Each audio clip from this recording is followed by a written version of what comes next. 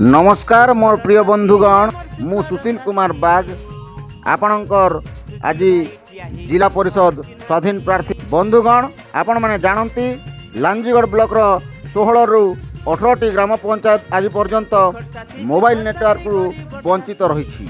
ए संपर्क में आपण मानकर विरक्त भाव स्थानीय नेता जनप्रतिनिधि मानकर ठारे देखाई सारी यह दृष्टि रखी मु केंद्र टेलीकॉम मंत्री ए संपर्क में चिठी लिखी ए संपर्कित तथ्य और प्रमाण आपण निकट में उपस्थापित करुच्ची। आपण माने जानती मोबाइल बिना आजिकल डिजिटल इंडिया रो स्वप्न अधूरा।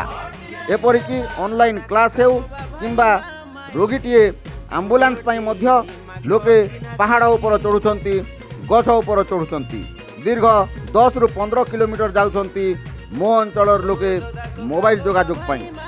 एणु यह दृष्टि रखी मु मान्यवर केंद्र मंत्री को चिठी लिखा पर जोठी लोके बाउंस टावर को नहीं रोष व्यक्त करुचंती सेपरी स्थले मो उद्यम द्वारा लांजीगढ़ ब्लॉक 26 गोटी ग्राम पंचायत रे 197 गोटी मोबाइल टावर स्थापन पर घोषणा करा जायछि। एही उपलब्धि को नहीं आज मु निर्वाचन रणांगन रे अवतीर्ण होईछि जिला परिषद स्वाधीन प्रार्थी भावे।